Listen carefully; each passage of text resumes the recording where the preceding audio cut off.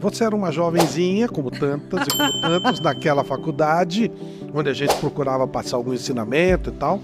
E depois termina o curso, cada um vai pro seu lado e de repente eu vejo a Isabela na Globo. Como é que isso aconteceu? A partir da faculdade, como é que foi essa história? Não foi de um dia para o outro, tá, gente? O professor ele foi muito generoso nesse tempo. Mas quando eu fazia a faculdade de jornalismo, eu ainda não tinha clareza de qual caminho eu seguiria no jornalismo. Se seria no hard news ou no soft news. Hard news, para quem não sabe, é aquele jornalismo diário de informações, de factuais, de buraco de rua. E o soft news, matérias mais elaboradas, em que você pode se aprofundar mais em determinados assuntos e que não necessariamente vão cobrir as mazelas diárias. Quando eu terminei a faculdade de jornalismo, logo eu já emendei uma pós-graduação e eu soube de uma vaga no Band News TV. E eu apliquei para aquela vaga.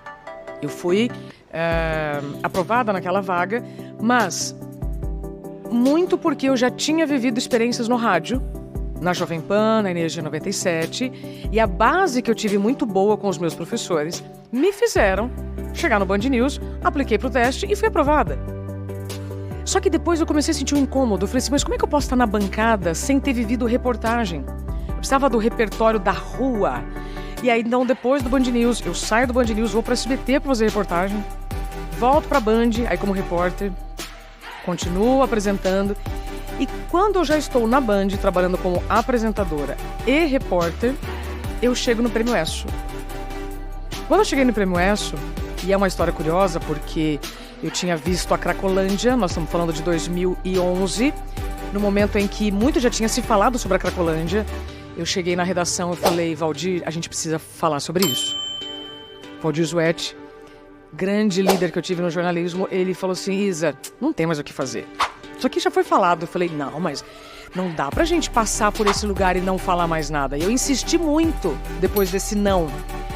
E falei sobre os vizinhos do crack. Porque o que a droga faz no seu corpo, todo mundo já tem mais clareza. Mas e os vizinhos? E os familiares? E quem está envolvido numa pessoa?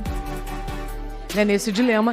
E aí eu fiz essa minissérie e cheguei no Prêmio ESSO. Depois disso, recebo um convite da Globo. Vou para a reportagem. Chegando lá, de novo, reportagem e apresentação.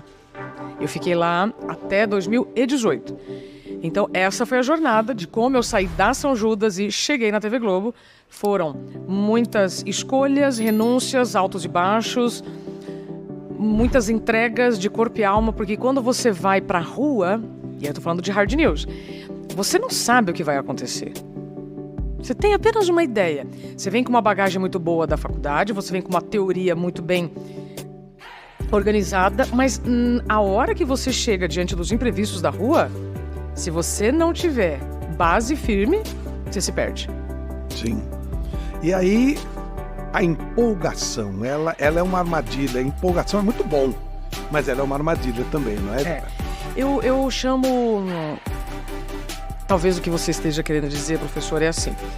Quando a gente gosta muito do que faz, a gente faz e se negligencia achando que isso não vai trazer consequência.